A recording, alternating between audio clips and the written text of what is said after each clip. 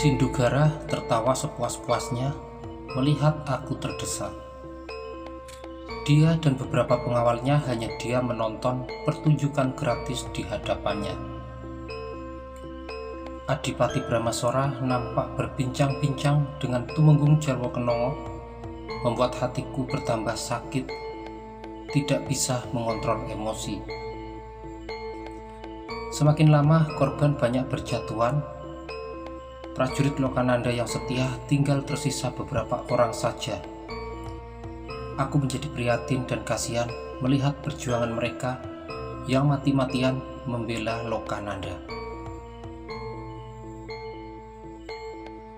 Sebuah keajaiban terjadi di saat aku tersudut dengan kekalahan. Sebuah serangan tiba-tiba muncul dari berbagai arah.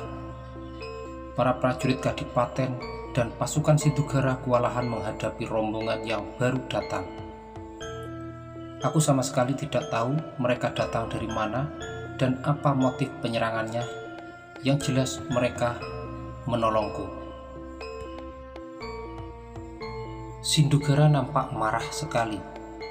Ia menyuruh Brahmasora dan Tumenggung Jarwo Kenongo untuk menghentikan serangan mereka yang sembrono dan awut-awutan. Melihat itu, aku bertambah semangat dan tidak ingin menyia-nyiakan kesempatan ini.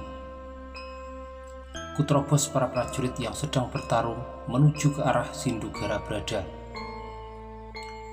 Ketika Sindugara terlena dan tidak memperdulikanku, dengan cepat keris Jaldara ku lempar dan tepat mengenai dada kesatria dari Grojogan Sewu itu. "Keparat kau, Setah, kau main belakang." Dia mengerang kesakitan sementara dari dadanya mengalir darah segar. Keris Jaldara kembali ke tanganku. Sungguh keris yang sangat ampuh dan sakti. Baru sekali ini aku tahu jika pusakaku ini bisa kembali lagi setelah menusuk orang. Kamu sudah kurang ajar, apa boleh buat. Main belakang pun tidak apa-apa, yang penting kamu mati. Sindugara tidak bisa bertahan lagi. Dia ambruk ke tanah. Sementara orang berpakaian resi, kulihat Komat Kamit baca mantra. Namun Sindugara tetap meregang. Rupanya dia guru dan pelindung Sindugara. Akan lebih baik jika sekalian kubunuh.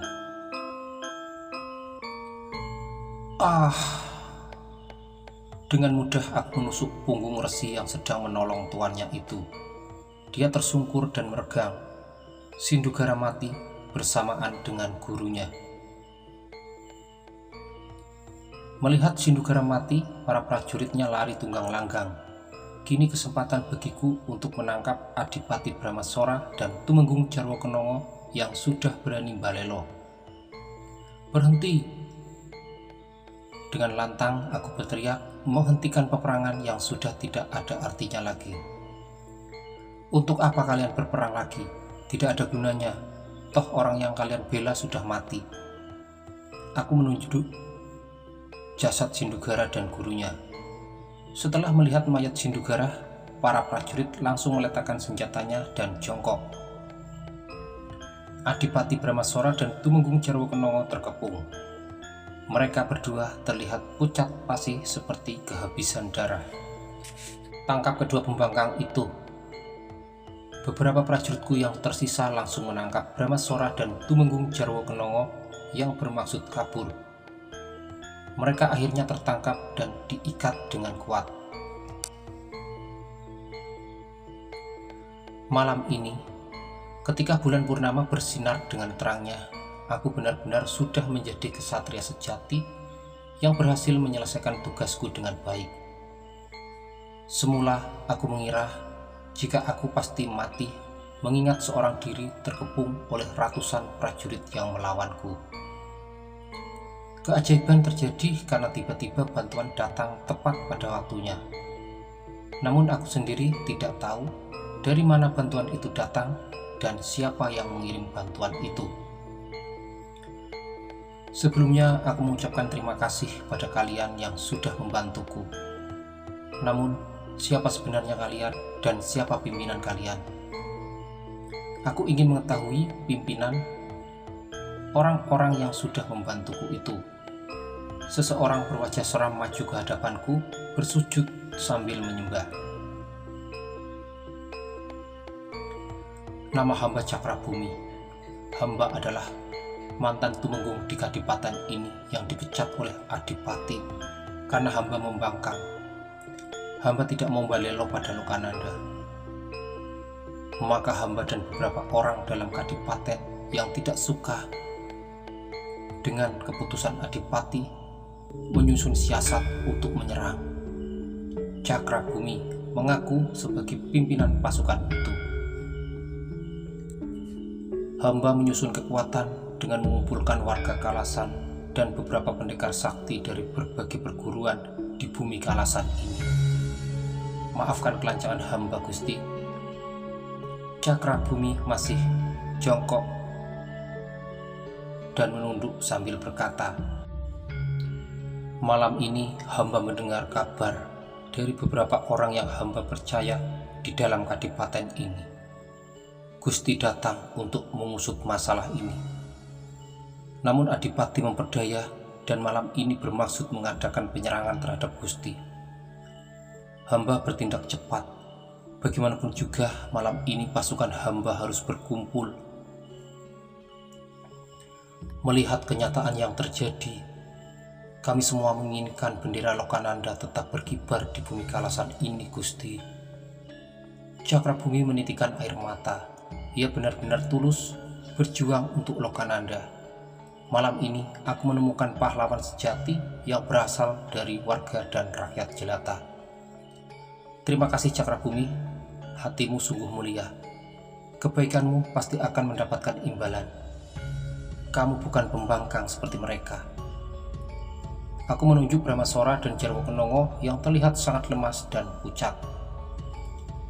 Jarwo Kenongo, inilah yang kamu harapkan dari seorang Sindugara dan Brahmasora. Tawaran seperti ini yang kamu minta. Aku tidak menyangka jiwamu lemah.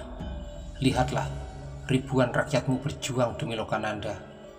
Tapi kamu justru mengingkarinya, hanya mengharapkan gelarmu sebagai tumenggung berganti menjadi seorang pecundang. Dengan jengkel aku memandang Jarwo Kenongo yang merasa sangat menyesali pilihannya. Maafkan hamba, Raden. Tolong ampuni hamba. Semula hamba hilaf. Jarwo Kenongo merengek minta ampun, tapi bagaimanapun juga aku tidak mungkin mengampuninya. Rakyat pasti akan marah bila aku menerima permohonan dan mengabulkannya. Jarwo Kenongo, kamu sadar jika di Lokananda sana istri dan anakmu mengharapkan kamu kembali dengan selamat. Mereka mendoakanmu dengan berlinangan air mata. Tapi apa yang mereka dapati? Kamu kembali selamat, tapi bukannya sebagai pahlawan, melainkan sebagai pecundang. Jika kamu gugur di medan laga, namamu akan harum dan dikenang orang karena kesetiaanmu pada negara. Tapi sekarang ini kamu akan mati dengan disaksikan ribuan rakyatmu dan dicap sebagai pecundang. Prabu Masatirta pasti akan menghukum kamu. Aku menggertak Jarwo Kenongo yang semakin nampak ketakutan, pasrah pada kenyataan yang akan terjadi. Aku yakin seandainya terbukti Brahmasora bersalah dan kejadian seperti malam ini, Sindugara gugur dan Brahmasora menyerah, jabatan Adipati Kalasan akan jatuh ke tanganmu. Tapi sayang, karena kamu tidak sabar, dan aku lebih suka memilih rakyatku yang sudah berjuang demi negaranya untuk menggantikan Brahmasora. Aku belum puas mengumpat dan memaki Jarwo Kenongo yang bertindak bodoh dan balelo. Aku mendekati Brahmasora dan menamparnya dengan keras. Ia menunduk dengan lesu dan malu. Bersiap-siaplah kamu. Tiang gantungan sudah menantimu di Lokananda. Aku menakut-nakuti Brahmasora. Ia nampak gugup dan ketakutan. Tapi apa boleh buat, memang itulah hukuman yang paling tepat bagi para pengkhianat. Aku menyuruh prajurit untuk memenjarakan Brahmasora dan Jarwo Kenongo sampai besok pagi. Malam ini aku harus menginap di Kalasan dan memberesi keadaan kadipaten yang berantakan. Beberapa prajurit yang luka langsung mendapatkan pertolongan, sementara yang gugur dikumpulkan karena besok pagi akan dikebumikan.